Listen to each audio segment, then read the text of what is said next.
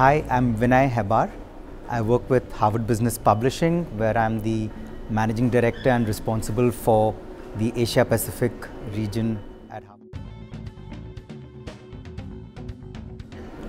India obviously has a lot of present challenges, and I think our government and business is acutely conscious of this, whether we talk about ease of doing businesses, ease of opening businesses, ease of running businesses, or ease of shutting down businesses, or other challenges around infrastructure, labor skills, labor flexibility.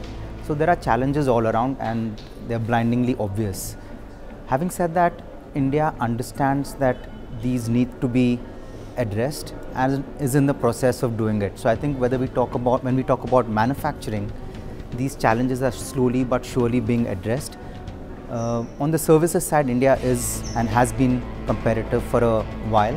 We just need to keep adapting to change in market conditions, change to what our clients globally require to move up to the next level in services.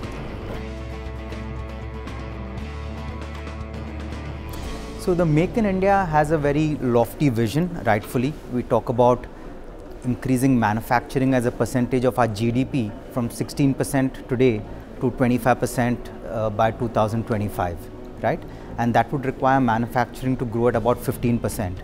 To make this happen, obviously all those challenges I spoke about earlier, whether it's ease of doing business, land, labor, interest rates, all have to be addressed, right? So that we can be more welcoming of big manufacturing enterprises globally. Also, Indian companies would need to not just manufacture for the world as an outsourced manufacturer, but also think about how we can be innovative, have our own patents, and build Indian brands to capture value. Also, Make in India, the vision itself may need to shift as manufacturing, the concept of manufacturing changes globally. I mean, every few years there are new technologies coming in. Currently, it's all about Internet of Things, it's about distributed manufacturing, robotics, 3D printing. So all these big global technologies are just changing the definition of industries and the manufacturing competencies, where companies manufacture.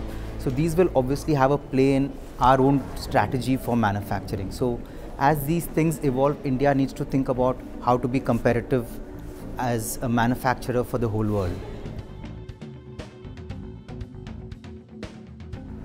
I think this conference is exciting in terms of bringing new ideas and solutions.